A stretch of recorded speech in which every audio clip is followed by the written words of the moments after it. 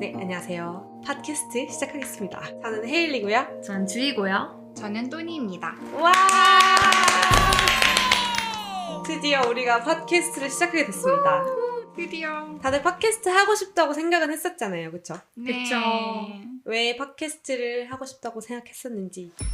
저는 사실 저희 3명 다 글 쓰는 걸 엄청 좋아하잖아요. 맞아요. 그래서 이제 글을 쓰는 걸 워낙 좋아하다 보니까 누구한테 이야기를 하고 싶다. 근데 요새 글을 사람들이 안 보잖아요. 그래서 처음엔 유튜브를 해야 되나? 뭐 어떻게 해야 되지? 하다가 아무래도 음성 편집은 녹음도 그렇고 조금 더 편하게 할 수 있지 않을까. 영상보다. 그쵸. 그래서 더 지속 가능하게 할 수 있지 않을까라는 생각으로 좀 팟캐스트 하고 싶다 이렇게 생각했던 것 같아요. 8년 차거든요. 네. 유튜브 선언하고 찍고 편집 안 하기 8년 차. 이제 곧 10년 차예요. 네. 저희 20대를 함께 한 거죠. 그렇죠. 그래서 제가 이제 그 못다 이룬 꿈을 시작해보자 라는 생각을 했습니다. 저 같은 경우는 전 재수생 때부터 팟캐스트를 계속 들었었어요. 진짜요? 네, 어떤? 이를테면? 근데 약간 정치적인 팟캐스트긴 알겠습니다. 그래서 여기서 아직은 여기서 아직은 밝히기 얘기하기 조금- 조금 어려운 정치적인 팟캐스트를 듣기 시작해서 그때는 이제 팟빵 이런 게 나왔었어요. 네. 그때 딱 유행을 맞아요. 그쵸. 유행하던 그때 네. 이제 듣고 그래서 비밀보장 이런 것도 이제 대학생 때 엄청 많이 듣고 요새는 여둘톡 이런 것도 들으면서 아, 나도 한번 팟캐스트 해볼까? 이런 혜인이가 생각을 팟캐스트 가진지. 진짜 많이 들어요. 맞아요. 되게 오래됐어가지고 저의 버킷리스트 중 하나였습니다. 약간 영화도 보고 나면은 관련된 팟캐스트 듣고 그렇죠. 맞아요. 김혜리 작가의 필름클럽 이런 것도 너무 좋아해서 맨날 듣고 있거든요. 저는 사실 비슷한 걸 진짜 짧게 해본 적이 있었어요. 옛날에 그 클럽하우스라고 잠깐 떴다가 이제 지금은 어디론가 사라져버린 그 앱이 하나 있는데 이제 언론고시 준비하던 스터디원들이랑 방을 하나 만들어서 거기서 이제 주제를 하나 잡고 같이 수다를 떠는 그런 컨셉의 그런 수다방 같은 거를 운영을 했었는데 사실 3회 정도만 하고 끝이 났거든요. 근데 솔직히 얼굴 한번 본 적 없는 익명의 어떤 리스너들이 갑자기 찾아와서 저희의 대화들을 주의 깊게 듣고 이런 경험이 굉장히 즐거운 경험이라는 걸 그때 깨닫고 아 뭔가 나 이런 거 좋아할지도? 라는 생각이 들어서 뭔가 팟캐스트를 나중에 좀 정기적으로 꾸준히 해보고 싶다라는 생각이 들었어요. 그렇죠. 맞아요. 저희가 그래서 오늘 사실 아직 그 팟캐스트 이름도 정하지 않았고 저희의 어떤 틀이 갖춰지지 않은 상태지만 첫 번째로 선택한 주제가 있는데 바로 네. 30대가 접어들면서 느낀 것들입니다. 저희 다 30대거든요. 맞아요. 저희가 30대 초반이니까 그런 얘기 되게 많이 하게 되는 것 같아요. 뭐 30대 되니까 어때? 뭐 30대가 된다는 것의 의미가 뭐야? 이런 얘기를 되게 많이 해서 그거를 좀 더 좀 깊이 있게 얘기해보면 어떨까라는 생각을 했었습니다. 심지어 저는 작년에 20대 장례식 파티를 기획했어요. 아, 혹시 그러네. 기억나실지 모르겠는데 이제 20대를 마무리하고 다가올 30대를 맞이하자 이런 의미에서 진짜 장례식 컨셉으로 해서 다 검은색으로 드레스 코드 맞추고 친구들 와가지고 막 헌화하고 막 이런 걸 했었는데 그래도 잘 보내준 것 같지 않아요? 아직 20대를. 그래서 뭔가 20대를 보내면서 30대에 어떤 기분이 들었나 이런 거를 얘기해보는 것도 괜찮을 것 같아요. 좋아요. 이 얘기를 들으니까 제가 좋아하는 뮤지컬 영화가 하나 생각이 나는데 틱틱붐이라고 넷플릭스에도 있습니다. 근데 이제 이 노래의 가장 첫 넘버, 극을 시작하는 노래가 이제 3090라고 있는데 1990년도에 30살이 되는 어떤 뮤지컬 기획자를 꿈꾸지만 성공하지 못한 어떤 남자의 이야기예요. 이 사람이 30살 생일 직전에 나는 30살이나 됐는데 아무것도 이룬 게 없다 하면서 자조를 하는 그런 노래 우리 가사거든요. 모두가 하는 그런 맞아요. 좌절을 아무것도 이런 게 없어. 그러니까. 근데 여기서 이제 독백하는 장면이 전 굉장히 인상이 깊었는데 스티븐 손드하임이 처음으로 브로드웨이 공연에 올랐을 때보다 많은 나이, 폴 맥카트니가 존 레논과 함께 마지막 노래를 썼을 때보다도 많은 나이, 우리 부모님이 2명의 자녀를 가지고 있을 때보다도 많은 나이가 바로 맞지. 30이라는 거예요. 그래서 왜 나는 30이 되었는데도 이룬 게 하나도 없지? 왜 나는 영원히 29살일 수 없는 거지? 라고 자조하면서 노래를 부르는데 물론 이때가 1990년대였다는 시대상도 고려를 해야겠지만 약간 씁쓸해지는 기분은 어찌할 수가 없더라고요. 네. 근데 제 생각에는 주희가 1990년대 노래지만 공감을 한 이유가 있는 것 같아요. 저도 그렇게 느꼈었어요. 그리고 저는 이제 30이 될 때 다니던 회사를 그만뒀는데 이제 그런 어떤 그만둔다는 건 굉장히 큰 결심이잖아요. 그쵸. 그런데 그런 계기가 내가 이제 30이 됐으니까 지금 뭔가를 하지 않으면 나중에는 못해. 이런 생각이 되게 많았던 것 같아요. 그래서 30이라는 나이가 뭔가를 정해야 하고 뭔가를 이뤄내야겠다는 압박을 주는 나이는 확실히 맞는 것 같아요. 대기업에서 신입 공채를 뽑을 때 약간 30이 마지노선인 것 같다는 얘기를 되게 주변에서 많이 들었었어요. 맞아요. 그냥 나이만 보면. 요즘에는 근데 이제 좀 첫 입사가 되게 늦춰지고 있어서 그렇죠. 좀 다를 수도 있긴 한데 제가 들어갈 때만 하더라도 여자인데 30살이 넘으면 뭐 안 된다 뭐 이런 낭설이 유언비어처럼 떠돌았고 어느 정도 그게 맞아 떨어졌던 것 같기도 해요. 최종 합격한 친구들을 보면.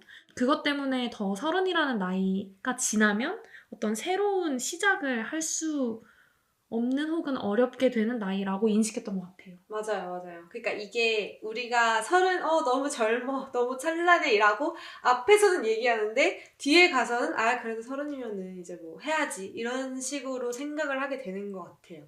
그리고 이제 20대에 우리가 가졌던 목표들과 30대에 가져야 할 목표들이 조금 질적으로 달라야 하지 않나? 이런 생각도 많이 하게 되는 것 같아요. 20대에 각자 썼던 버킷리스트에 있었던 목록이 뭐예요? 토익 990 받기. 이거 완전 사이가 부여한 버킷리스트인데? 그러니까. 저는 그런 건 없었는데. 저는 약간 근데 배낭여행도 사이가 부여한 것 같긴 해요. 완전 유행이 돼가지고. 유럽 배낭여행 완전 유행이었잖아요. 교환학생 가기. 교환학생 가기도. 저희는 이제 셋 다 90년대생이다 보니까 이제 자라면서 한비야 세대. 한비야가 진짜 유행했어요. 그래서 뭐 반기문과 한비야. 지구 밖으로 뭔가 행군을 해야 정말 청춘이 된 것 같은 그런 느낌을 받아서 일단 20대가 됐다. 그러면 자신의 경제적 상황과 무관하게 유럽으로 배낭여행을 가야 돼. 그게 그쵸. 있었고 그리고 뭔가 그거와 결부되다 보니까 뭔가 아르바이트를 해야 되겠다. 이런 게 있었던 것 같고 그렇게 따지면 뭔가 사회가 부여한 어떤 만들어낸 20대의 모습에 내가 좀 맞춰가야겠다라는 생각 때문에 그런 낭만적인 거를 인위적으로 쫓았을 수도 있을 것 같긴 해요. 맞아. 근데 그 과정이 썩 행복하지 않았나요?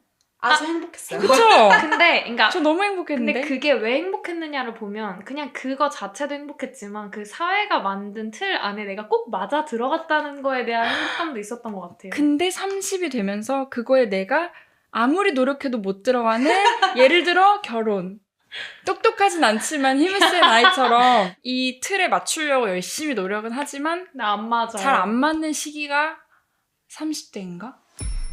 사실 제가 회사에서 강연 같은 걸 들었을 때 뭐라고 하지? 세대론에 대해서 막 얘기를 하시는 분이 와서 해준 얘기가 기억에 남는데 그 30이라는 나이가 시대에 따라서 되게 의미하는 바가 달랐다는 거예요. 그러니까 예를 들면 30쯤에라는 그 김광석 노래가 나올 당시의 30이랑 맞아요. 지금의 30이랑 다르대요. 그때의 30은 이미 다 결혼을 해서 아이가 있고 한 가정의 가장이고 뭔가 이런 두 어깨에 커다란 그런 짐이 있는 두 그런 어깨.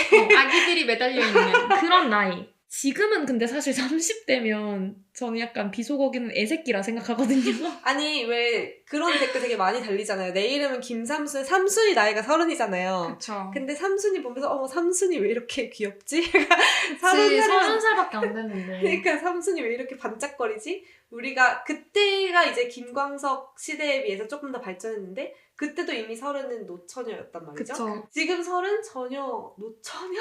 노처녀란 단어를 인생에서 그렇게 들어본 적은 없는 것 같아요. 그러니까 우리 세대는 또 서른이 달라진 그쵸. 거죠. 그쵸, 맞아요. 이게 94년도에 나온 노래인데 30쯤 애가 그때 그 음. 교수님이 얘기했을 때 지금의 이를테면 베트남에서 네. 30이라고 하면 비슷한 의미라는 거예요. 음. 그래서 약간 그런 느낌이구나. 뭔가 가정을 이 나이 정도 되면 책임지고 뭔가 꾸리고 이렇게 반드시 해야 할 나이처럼 그 당시에는 30이 느껴졌는데 이제 좀 시대가 바뀌면서 엄청 무거운 커다란 짐을 지지는 않아도 되는 나이가 된 것 같아요. 저는. 그렇죠.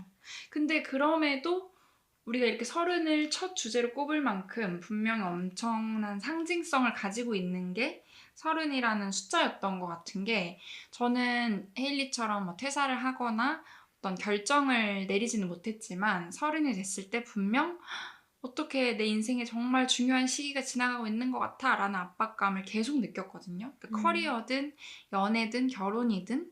근데 또 모순적으로 그 압박감이 있었기 때문에 뭔가 섣불리 움직이지 못하는 맞아요. 퇴사를 해도 돼? 대학원을 가도 돼? 근데 결정을 하기에도 너무너무 부담스러운 거죠. 내가 서른이라는 이 나이 자체가. 그래서 오히려 지나치게 많은 의미를 부여해서 걸음이 잘 안 떼졌던 시기가 또 지금의 서른도 여전히 그 양 어깨가 쬐끔 무겁기는 하다. 그렇지 않나요? 무겁죠. 당연히 무겁고 이제 되게 희망퇴직 이런 것도 많아지고 맞아요. 정년- 30대에 됐어요. 정년을 보장할 수 없는 사회가 되어가고 있다 보니까 이게 문제가 제가 생각했을 때는 옛날에 이 서른쯤에가 나올 94년도에 서른이던 직장인들은 정년까지는 일단 다니고 더 오래 다닐 수도 있겠다는 어떤 확신이 있었겠지만 우리는 그런 보장이 하나도 없으니까 더 불안한 것 같아요. 들어가도 사실 이게 평생 직장이라는 생각 거의 안 할 것 같거든요. 그러면 계속해서 우리는 발전하고 뭔가 뛰어넘어야 하는데 그거의 시작이구나라는 생각에 더 뭔가 비관적으로 생각하게 되는 것 같기도 하고. 그러니까 그 발전하고 뛰어넘어야 하는데 입사한 지 얼마 안 됐잖아요, 사실. 그쵸. 이제야 나를 알아가고 이제야 그러니까. 돈 쓰고 이런 재미를 알게 되는데 이제 이 생활을 안정적으로 유지할 수 있다는 확신이 없고 그러다 보니까 점점 더 불안해지는 거죠. 게다가 이제 30대가 됐을 때는 어떤 부동산이라든지 아니면은 결혼이라든지 이런 현실적인 문제를 내가 결정해야 한다는 생각을 정말 하게 돼요. 어쩔 수 없어요. 이거는 아무리 내가 생각 없이 살아온 30대라도 이거를 내가 듣지 않을 수 없기 때문에 어떻게 보면 조금 더 현실적으로 되는 것도 있고 어떤 데드라인에 맞춰야 한다는 압박감 같은 거를 더 느끼게 되죠. 가끔 그런 생각 해본 적 없으세요? 뭔가 결혼을 하고 사람들이 아이를 낳고 그러니까 우리 또래 애들이 이제 하고 있잖아요. 근데 그 모습을 볼 때 뭔가 너무 이상하다. 뭔가 역할놀이 하는 것 같다. 소꿉놀이 하는 것 같다. 이런 생각? 그게 현실이 아니고 그러니까 너는 이제 아내 역할을 해. 나는 남편 역할을 할게. 뚝딱뚝딱 아침밥을 차렸습니다. 드세요. 이런 그러니까 이게 전 없는데요. 그래요? 아니 근데 저는 좀 공감하는 게 뭐냐면 제가 20대에 첫 연애를 할 때 그걸 했어요. 난 여자친구 역할을 할게. 넌 남자친구 역할을 해. 그래서 저는 막 질투가 안 나는데 하는 척을 하고 왜냐면 그거에 대해서 나는 모르니까 이제 그런 어떤 연애 관계에 대해서 잘 학습하지 못했으니까 이거를 해야지 내가 진짜 어른이 된 것 같은 느낌이 드는 거예요. 근데 30대가 되면은 그거를 이제 비슷하게 흉내를 내는 거예요. 너 나한테 프로포즈해? 프로포즈를 받고 이런 거 있잖아요. 이게 너무너무 솔직히 주변에 영향을 많이 받는다고 저는 생각해요. 감히 말하자면. 그쵸. 그래서 뭔가 어딘가를 빌려서 그렇게 막 촛불로 길을 장식해놓고 브라이덜 샤워를 하고 뭔가 이런 일련의 과정들을 보면서 본인들도 뭔가 그런 역할놀이를 하는 것처럼 느끼지 않을까라는 생각을 했는데 근데 또 그렇게 된 이유가 있겠죠, 사실. 완전 이해됐어요. 그러니까 저는 그 눈물을 꾹 참으며 아빠 손을 잡고 그 웨딩홀을 걸어가는 신부를 볼 때 전 아까 그쵸? 네, 뭔가 저기에 이제 제 친구가 저 안에 들어있나? 그 걔의 영혼이? 아니면 어디에 잠깐 가 있나? 호크룩스다. 예를 들어 평소에 절대 청순한 거 이런 거 싫어하던 친구였는데 막 나시 입는 거 좋아하고 까맣게 태우는 거 좋아하고 근데 너무 청순한 드레스에 새하얀 피부에 막 다이아몬드 반지를 차고 있는 되게 통일된 모습으로 우리가 결혼이라는 제도에 진입을 하잖아요. 맞아요. 그러니까 이게 진짜 제가 저기 있나? 이런 생각을 하게 됐던 것 같아요. 그리고 그런 이벤트를 영혼이. 맞이하는 영혼이 저 아이의 영혼이 저기에 있나? 진짜로. 그리고 대부분 이제 그 나이가 20대 후반, 30대 초반이니까 서른이라는 것이 가지고 있는 이 현대의 상징성과 무게가 또 있는 것 같네요. 근데 그 웨딩 사진은 진짜 왜 그렇게 다 똑같은 걸까요? 그러니까 이제 AI가 해결해줘야 된다고 생각합니다. 그 어떤 친구가 이런 얘기를 하는 거예요. 막 이제 같이 카페에 가서 얘기를 하다가 약간 이제 결혼만이 남은 것 같아. 그래서 그게 무슨 소리야? 하니까 퀘스트가 있었잖아요, 인생에. 맞아. 나의 인생에 맨 처음에 뭐 잘 먹고 잘 싸기, 아기일 때는 그러다가 이제 좋은 학교에 가기, 그러다가 좋은 직장에 가기까지 한 거야, 이제 그 친구는.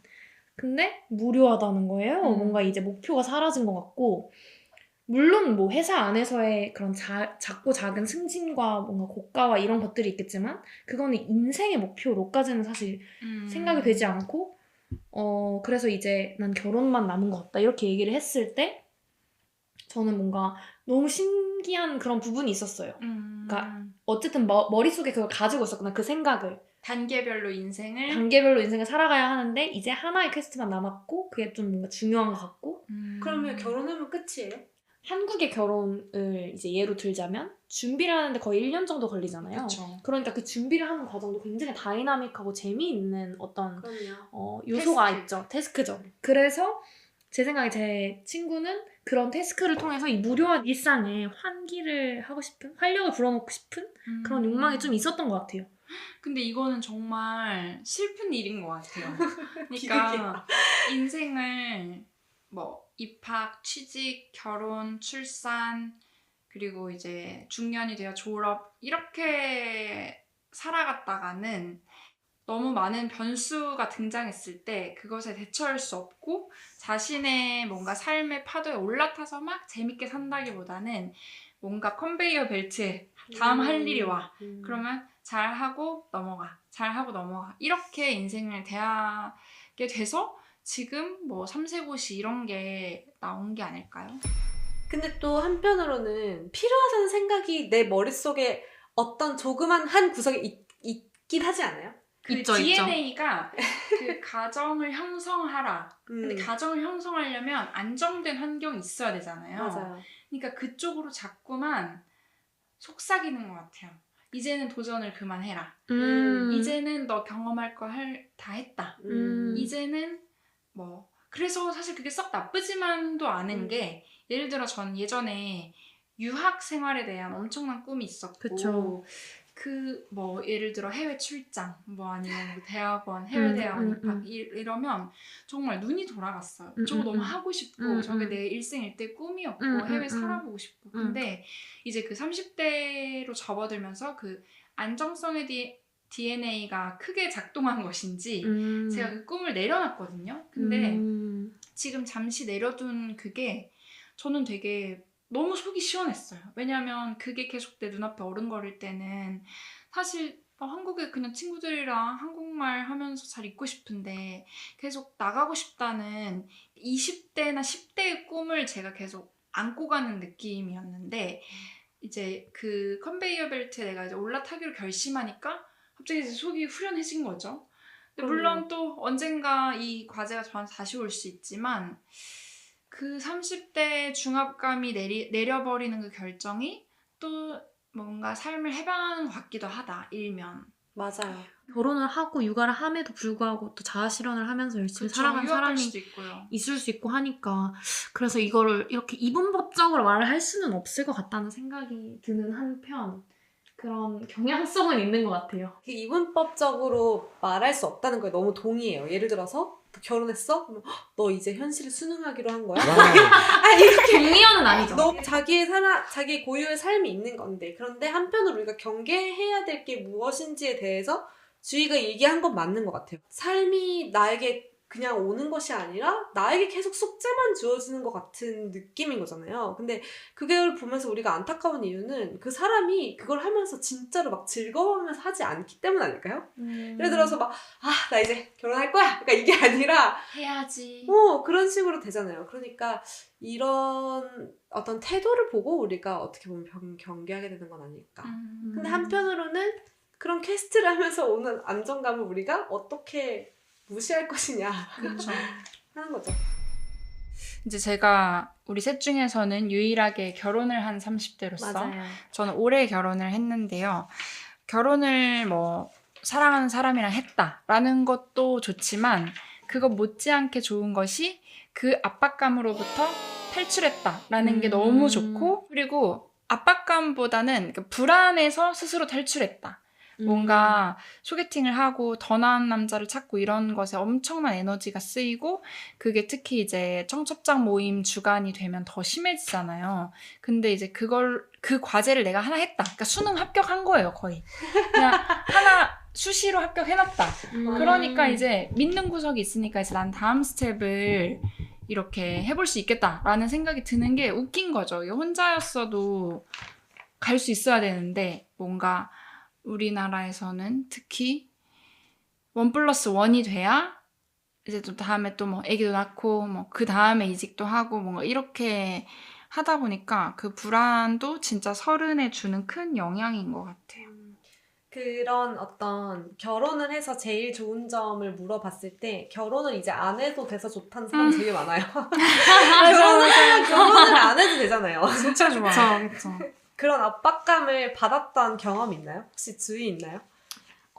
일단 제 나이에 비해서는 주변에서 되게 빨리 결혼을 한 친구들이 많아요. 그래서 출생률이 엄청 뭐 한 명도 안 된다. 그리고 혼인율도 되게 낮아지고 있다. 그래서 막 지자체에서 그럼 막 나는 절로 막 이런 것도 만들고 그래서 되게 위기 상황인 것처럼 되게 뉴스에서는 보도가 되는데 연일 제 주변에서는 너무 결혼이 많이 하고. 네, 결혼이 빅 이벤트도 아니에요. 너무 많이 가니까 이제 그냥 너무 아무렇지도 않은 그런 그래서 제가 사실 이런 거에 엄청 막 불안해하거나 걱정하거나 이런 타입이 아님에도 불구하고 되게 어떤 피어 프레셔가 있더라고요. 저는 20대 그 중반에 친구랑 언니들이 왜 그렇게 결혼을 하고 싶어 할까에 대한 얘기를 한 적이 있어요. 왜냐면 그때는 그 언니들이 너무 이해가 안 되는 거예요. 아니, 내가 봤을 땐 아무것도 부족할 것 없는 언니들이 왜 저렇게 결혼을 막 하려고 할까? 근데 그때는 이해가 안 됐던 게 다시 그때 비유를 했던 게 뭐였냐면 20대 초반에 다들 대학 가잖아요. 근데 나는 대학을 안 간 거예요. 약간 그런 느낌 정도일까? 생각을 해본 적도 있었어요. 어때요? 그런 거 같나요? 근데 생각보다 그러니까 그 정도의 프레셔는 아닌 것 같긴 해요. 근데 다만 확실히 결혼의 장점이 많이 보이는 나이는 맞으니까 어떤 예전에 비해서 결혼해도 그만 안 해도 그만해서 할 수 있으면 했으면 좋겠다라는 쪽으로 뭔가 생각이 전환되기 쉬운 시기라고 해야 되나? 그건 맞는 것 같아요. 근데 이게 또 제가 결혼한 사람 입장에서 제가 또 많이 들었던 말이 이렇게 결혼 빨리 할 줄 몰랐는데 거든요. 두 개가 맞서 싸우네요. 언제 결혼해? 와 이렇게 빨리 하다니. 근데 그 빨리 하다니에 있는 그 묘한 저에 대한 실망감. 그러니까 그 친구가 약간 인디펜던트 너 우먼이 독립적인 아니구나? 여성 아니었어? 너 주체적인 삶 살려고 한 거 아니었어? 너 이제 가부장제로 들어가려고 하는 듯한 이제 거를 제가 그 안에서 맥락을 읽으면서 나 포기한 거 아닌데? 아니면 뭐 나 그렇게 기성세대로 들어가는 거 아닌데? 라는 마음과 일면 그런 법적인 것들을 보다 보면 맞거든요. 그리고 이제 또 시댁 같은 존재가 생긴다거나 하는 거는 완전 기성세대 끝판왕으로 가겠다는 거잖아요. 그 문화를 다 물려받고. 그러니까 그 안에서 약간 헷갈리고 그리고 내가 진짜 이걸 포기한다는 뜻인가? 결혼을 함으로써 이런 걸 결혼을 한 입장에서도 혼란이 될 만큼 그 결혼이라는 제도가 양쪽 다에게 주는 압박이 대단한 것 같다. 이 얘기 들으니까 저도 떠오르는 게 있는데 저희 엄마가 이제 주변에 엄마 친구, 엄친 딸, 엄친 아들의 결혼식을 막 많이 다녀오시면서 이제 뭔가 저에게 아주 간접적인 그런 압박을 조금 하셨는데 제가 그거에 버튼이 눌린 거예요. 근데 그래서 제가 그때 어떤 식으로 방어를 했냐면 내 친구 부모님들은 딸들이 사회 진출하고 독립적으로 뭔가 자기 커리어를 뭔가 쌓아나가고 이런 거를 응원해준다는데 엄마는 나보고 결혼을 하라고 하네? 라고 제가 방어를 한 적이 있었는데 물론 저도 지금 와서 생각해보면 왜 그렇게까지 얘기를 했나 싶은데 어떻게 보면 제가 이제 그 또니한테 그런 얘기를 했던 그 언니와 비슷한 논리를 펼치고 있는 거였던 그쵸. 거잖아요. 그래서 좀 민망하네요. 아니요. 근데 저도 그 생각을 계속 하게 된다는 거죠. 나는 그럼 뭘 포기했나? 그러니까 하나를 선택했으니까 하나를 포기한 건 맞을 텐데 그럼 내가 포기한 건 뭘까? 그리고 이제 그거를 욕심내면 이제 더 나아가면 이제 그거죠. 출산을 하고 육아를 하는데 애기 엄마가 자기 욕심에 치여서 가정을 안 돌보네? 이거 되는 거잖아요. 그러니까 그런 미묘한 어딘가에 진입점에 30대가 주로 서 있기 때문에 우리는 또 여성으로서 그런 생리적인 요인 때문에 당연히 그렇죠. 30대, 40대에 뭔가 그 가임기 여성으로서의 충돌이 있는 것 같다. 자아로서의 그것과. 근데 그렇게 생각을 해보면 30대라는 시기가 되어서 비로소 내가 어디를 가야 할지를 결정할 기회가 많이 찾아오는 것 같아요. 그러니까 뭐 어떻게 생각해보면 정말 쉬운 길이 두 가지가 있을 수가 있어요. 하나는 결혼 빨리 해가지고 뭐 육아휴직 잘 되는 직장으로 이직을 계속해서 나의 정상성을 계속해서 강화하면서 살아가는 길이 한 가지가 있고, 아예 끝에는 거의 막 일에 미쳐가지고 막 어디 뭐 리사수가 되겠다 나는 뭐 이런 식으로 나는 한국의 리사수가 되겠다 이렇게 될 수도 있는 거예요. 그런데 우리는 그 어딘가쯤에서 아마 방황을 하고 있겠죠. 그러니까 그쵸. 그 모든 거를 이룰 수 없다는 거를 이제 알게 되는 거예요. 그러니까 정상성을 계속 쫓아가다 보면은 자기 자신의 주체성을 살짝 내려놓아야 되는 거고, 그건 어떻게 보면 그 사람의 선택이에요. 그리고 그쵸. 내가 커리어를 정말 끝까지 쫓으려면은 아무래도 뭐 가족과의 엄청난 유대감이나 엄청 막 아름다운 세세한 어떤 추억들이나 이런 것은 일면 포기해야 되는 게 좀 맞는 것 같아요. 그러니까 근데 그거를 20대에는 현실적으로 포기해야 한다는 가능성을 떠올리기가 쉽지 않잖아요. 그쵸. 다 할 수 있다. 나는 다 할 수 있어. 이렇게 생각을 하잖아요. 근데 30대가 되고 나면은 어떻게 보면 현실을 깨닫는 거기도 하고, 어떻게 보면 조금 더 생각이 깊어지는 거기도 하죠. 저는 이제 이 결혼 관련해서 올해 고민을 그래서 되게 작년이랑 올해 고민을 많이 했었는데, 저희가 3명이 사실 같은 독서 모임을 하고 있어요. 맞아요. 근데 그 독서 모임에서 읽게 된 책 중에 하나가 굉장히 이 고민에 대한 해결책이 되었던 그런 책이 하나 있어서 소개를 드리고 싶은데, 이탈리아 작가 엘레나 피란테라는 분이 쓴 나폴리 사부작, 그 1권 제목이 나의 눈부신 친구라는 책인데요. 두 여성의 일대기를 다루고 그 두 여성의 유년기부터 노년기까지를 쭉 아우르는데, 그 사람들이 이제 어떤 사람을 만나서 사랑을 하고 결혼을 하고 이런 전체적인 이야기들이 그 책 속 안에서 펼쳐져요. 근데 저는 이 책을 정말 저희와 비슷한 고민을 하시는 분들에게 강력 추천드리고 싶은 게, 이렇게 뭔가 결혼을 하고 아이를 낳고 이런 게 지금 뭔가 20대 후반, 30대 초반의 관점에서 봤을 때는 굉장히 커다란 이슈 같아 보이는데, 이 책을 읽고 나면 되게 그게 인생에서는 하나의 그냥 이벤트 정도에 불과하다라는 걸 그 책을 읽으면서 저는 깨달았거든요. 지금은 되게 뭔가 내 일생일대를 바꿀 엄청나게 거대한 막 결정이라고 느껴지지만, 사실은 맞아요. 그게 인생 전체로 놓고 보면 그렇게 큰 결정은 아닐 수도 있다라는 어떤 그런 레슨을 거기서 줘서 저는 그걸 읽고 굉장히 큰 위안을 받았어요. 맞아요. 우리가 막 지금이 되게 중요한 시기야라고 어쩌면 착각하고 있는 걸 수도 있는 거죠. 또 느낀 게 하나가, 우리가 뭔가 결혼이나 아니면 어떤 인생의 큰 선택을 너무너무 잘하고 싶은 마음이 많이 드는 것 같아요. 특히 30대에. 내가 최선의 선택을 하고 싶은 거예요. 예를 들어서 내가 지금 남자친구가 있어도 이 남자보다 더 좋은 남자를 만나서 결혼을 해야만 내 인생이 완성될 것 같은 그런 느낌을 받을 때가 있는 것 같아요. 그런데 어떤 조금 더 먼 시각에서 봤을 때 결국 중요한 게 무엇인가라고 생각을 해보면, 내가 누구를 선택하냐 이게 아니라 내가 어떤 사람으로 되어가느냐가 더 중요한 것 같거든요. 그런 식으로 생각을 해보면 좀 더 우리가 받게 되는 압박감 같은 것들이 좀 더 경감이 될 수도 있지 않을까, 이런 느낌을 받기도 해요. 네. 이 책 이야기 진짜 마지막으로 하자면, 저는 이 책이 좋았던 이유 중에 또 하나가 어떤 친구가 결혼을 하거나 아이를 낳거나 하면 사회에서도 그런 얘기를 하잖아요. 이제 결혼한 사람들은 한 사람들끼리 놀게 되고 또 애가 생긴 사람들은 애가 생긴 사람들끼리 또 뭉치게 되고 아닌 사람들은 아닌 사람들끼리 논다. 저는 그게 좀 두려웠던 것 같아요. 지금 같이 이렇게 잘 지내고 있는 친구들이 너는 왼쪽 길을 가고 나는 오른쪽 길을 가게 되는 그런 느낌이라서 이제 우리는 더 이상 만날 수 없게 되는구나. 너는 저쪽으로 가고 나는 이쪽으로 가서 우리는 이제 영원히 만나지 못하는구나 이렇게 생각을 했는데 엘레나 피란테의 책을 보면 결국 어떤 친구가 정말 이어져 있다면 다시 돌아오기도 하고 사실 결혼을 한다고 해서 뭔가 전 가지고 있던 어떤 생각이 영원히 그쪽 세상으로 간다고 생각이 들었는데 사실 그런 경우가 그렇게 많지 않죠. 뭐 그렇지 이를테면 않아요. 네. 이혼을 하는 사람들이 4명 중 1명이라고 하더라고요. 뭐 이혼을 제가 그 사람들의 이혼을 바라는 건 아니지만 그냥 팩트가 그렇다고 하니까 그렇죠.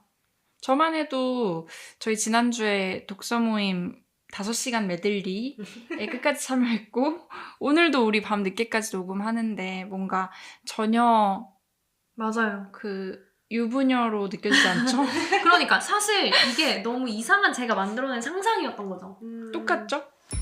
그냥 이거는 가볍게 유머러스한 얘기를 하나 하고 싶은데 친구가 최근에 미국 LA에 놀러 갔는데 그 친구가 약간 좀 체구가 작은 친구예요. 근데 우리가 흔히 그냥 농담으로 그런 얘기 하잖아요.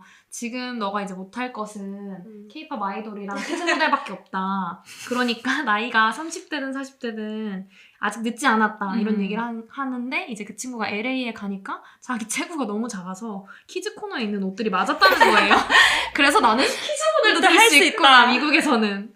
그래서 사실 저는 약간 그 친구 얘기를 들으면서 그렇게 나이가 어떤 정해져 있는 특정 직업군들이 있지만 그게 아니라면 30은 전혀 나이가 많은 나이가 아니라는 생각이 저는 들어요. 또는 어때요? 저는 이제 최근에 이순재 선생님이 별세하셨잖아요. 근데 이제 그 뉴스들 그리고 생전의 기록을 막 우리가 전 국민이 정말 함께 들춰보면서 막 울고 웃고 하는 거를 보면서 아 진짜 나이라는 게 진짜 숫자구나. 우리가 막 나이는 숫자에 불과해 라고 하는데 정말 그분의 인생을 보면서 아 진짜 숫자다라는 걸 좀 체감했던 것 같고 우리가 이제 30에 대해서 이렇게 구구절절 절구절구 얘기하는 거 보면은 만약에 이순재 선생님이 계셨다면 그 시간에 너네 하고 싶은 거 더 해라. 뭐 그게 우리 지금 하고 싶은 게 이 팟캐스트니까 잘하고 진짜 거의 있는 3분의 1도 안 되는 나이예요. 그렇죠. 순재 선생님이 그 지금 뭔 소리 하니? 이렇게 그러니까. 하실 것 같고 그래서 이제 더 중요한 거는 우리가 이 나이에 대한 뭔가 고민을 하는 것보다 지금 당장 하고 싶은 게 뭔지 아까 혜인이가 얘기했던 것처럼 어떤 선택을 할지 고민하는 것보다 내가 어떤 사람이 될지 내가 뭘 좋아하는지를 이해하는 게 훨씬 중요하다는 생각이 드는 것 같아요. 최근에 저도 다큐멘터리를 보면서 돌아가시기 1년 전까지도 나는 연기가 제일 어렵다라고 얘기를 하신 걸 보고 자기가 좋아하는 일을 저렇게까지 끝까지 잘하려고 욕심내는 삶이 너무 멋있어 보이더라고요. 그래서 정말 뭐 30 젊고 어쩌고 많고를 떠나서 좋아하는 일을 하면 그 숫자는 아무것도 아닌 게 될 것 같다. 그러니까 무적인 거죠. 그렇죠. 그래서 우리가 정신이 희미해질 때쯤에 그런 다큐멘터리를 이제 꺼내보면 또 힘이 되지 않을까.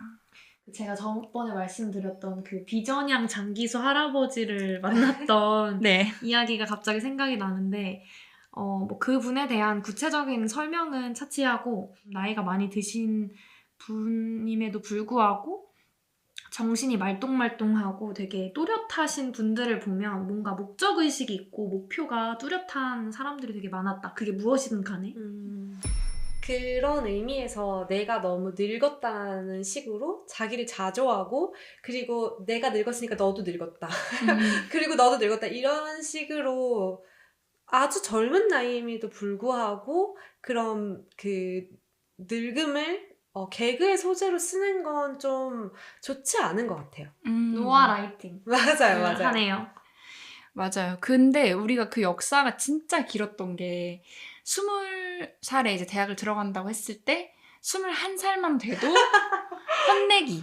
만약에 삼수생이 있다 그러면 이제 그 형 오빠는 뭐 진짜 이름 있지 않았나요? 화석. 이미 그러니까 입학 때부터 22살 아니에요? 22살인데 화석이에요, 이미.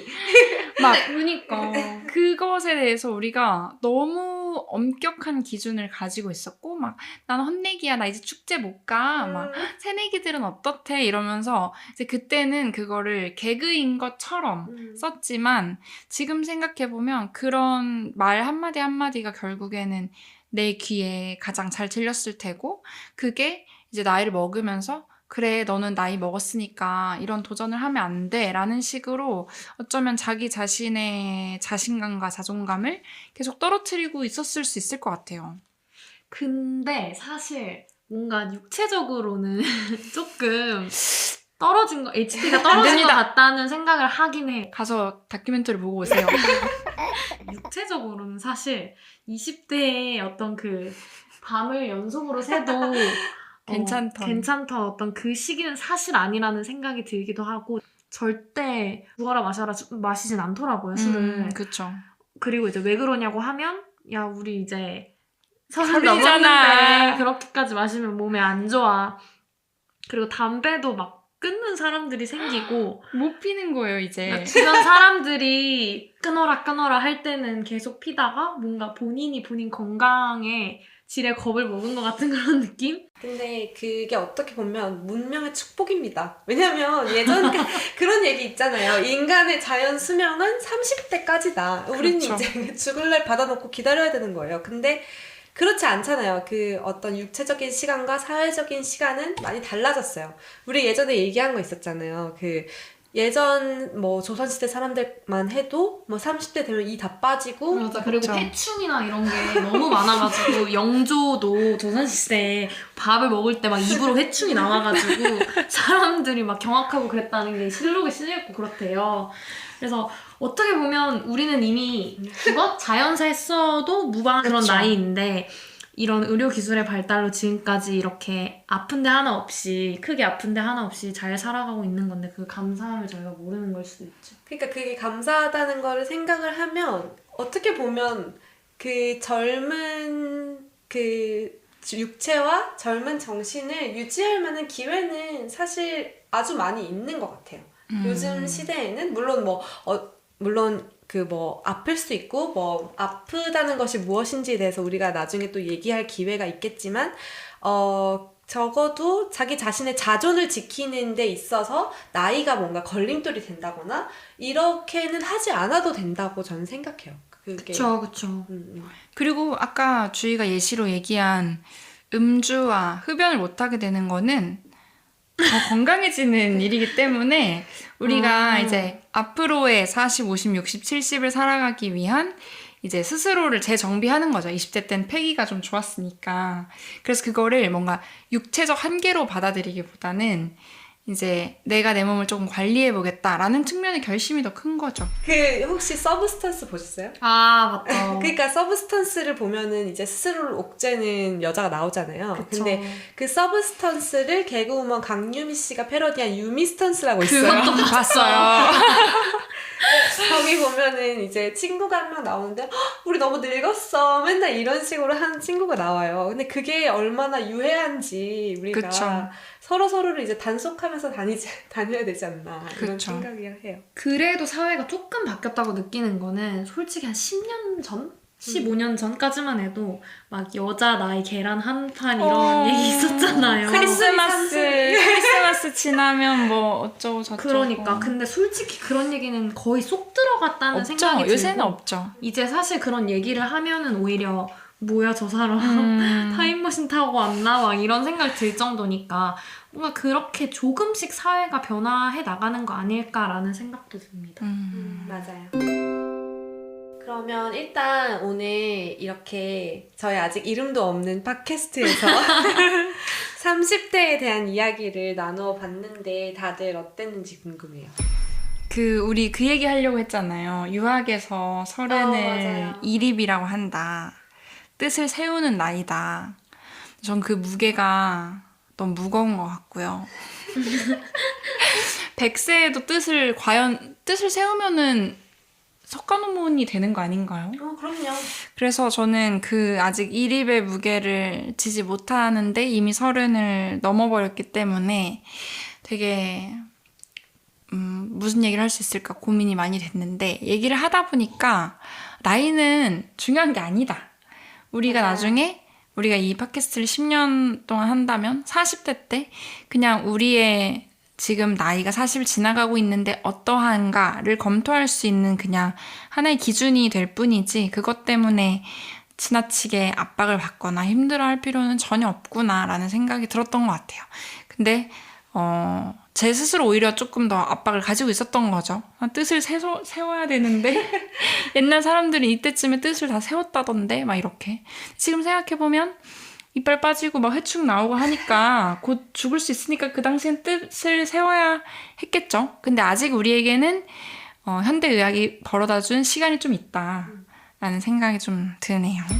저는 사실 이제 빠른 년생이라서 학교를 1년 먼저 들어갔어요. 그래서 제 친구들이 사실 지금 이제 31살이고, 그래서 사실 31살로 살아가야 되는데 또 이제 낮췄죠. 왜냐면 만 나이가 도입되면서 낮추다가 이제 정말 낮출 수 없는 마지노선까지 가서, 제가 생일이 2월인데 이제 내년 2월이 되면 100% 만 30대가 돼요. 그래서 축하드려요. 축하드립니다. 그래서 지금까지는 사실 아직 문턱을 밟지 않은 그런 기분이 살짝 있어요. 그리고 이제 저 혼자의 행복 회로를 돌리면서 지금 생각하고 있는 건 뭐냐면, 배우들이 되게 본인의 전성기와 황금기가 뭐 외적으로든 정신적으로든 40살이었다 뭐 이런 얘기를 많이 하더라고요. 그래서 저는 그게 굉장히 인상 깊었는데, 그러면 아직 나의 전성기는 오지도 않았고 10년이나 아직 더 남은 거잖아 라는 생각을 하니까 30대를 엄청 기대하게 됐어요.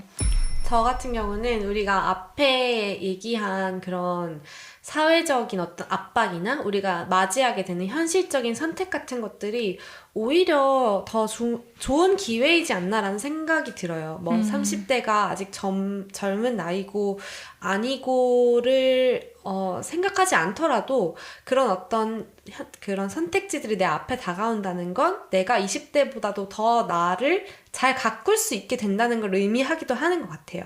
그래서 아직 중년이 되지 않은 이 나이가 굉장히 소중하다라는 생각도 한편으로는 들기도 하는 것 같습니다. 네. 그리고 또 중년도 좋을 거예요. 중년이 얼마나 좋겠어요. 그렇죠. 그때 모든 압박으로부터 벗어나고 이제 내 자유 시작. 엘레나 피렌테의 책을 보면 중년이 얼마나 좋나요? 그때부터 시작이죠. 그때부터 시작. 맞아요. 근데 제가 갑자기 든 생각이, 우리가 생일 오고 케이크 불 때 이제 아까 자조했던 것처럼 나 이제 1살 더 먹네 이거를 좀 슬퍼하면서 얘기를 했던 것 같거든요. 네, 그러니까 그렇죠. 마냥 축하하지 않고 막 1살 더 먹었다. 난 7살 이럴 때나 그쵸. 나 이제 8살 된다. 막 이제 내년에 나 엉아랑 초등학생 같이 된다 이렇게 했었는데, 언젠가부터 생일이 오면 그냥 뭔가 예의상이라도 나 이제 또 1살 더 먹었네 라고, 뭐 떡국을 먹기 싫어한다거나 미역국을 먹기 싫어한다거나 하는 게 이게 뭐 밈 맞아. 수준이 아니라 맞아. 너무 당연한. 부모님 생신 케이크도 만약에 50살이신데 막 50개 진짜 꽂는다고 생각해봐요. 숙이잖아요. 그러니까 얼마나 싫어하시고 그냥 그쵸. 5개만 꽂아 이렇게. 맞아요. 그래서 사실 어쩌면 우리가 헤일리가 얘기한 것처럼 이제 나이가 먹을수록 기회가 내 앞에 열리고 그거를 마음껏 누릴 수 있어야 되는데, 그 뒤에 숨고 뭔가 나이 먹었네 라고 씁쓸해하는 척을 우리 사회 모두가 하고 있어서 건강하게 나이 들지 못했던 것 같아요. 그래서 그게 뭔가 겸손이나 그런 문화적인 게 아니라 내가 이제 내년엔 또 뭐 해볼까 이런 거를 40이고 50이고 언제든 할 수 있어야 되는데, 그거를 30대인 우리부터 내년을 잘 맞이해봐야겠다 이렇게 하는 것 자체가 굉장히 건강하지 않았다는 생각이 드네요. 그래서 다가오는 생일들은 우리가 7살 때 좋아했던 것처럼 좋아해보자. 그거를 각자 과제로 가져가도 좋겠네요. 그쵸. 그러면 우리 2달 뒤에 있을 주희 생일에 주희의 막 한껏 감사하는 모습을 너무 좋아하는 이제 모습을 함께 누렸으면 좋겠습니다. 너무 좋습니다. 좋습니다. 오늘은 그러면 여기까지 하도록 하겠습니다. 감사합니다. 감사합니다. 다음 에피소드에서 봬요. 안녕. 안녕. 안녕.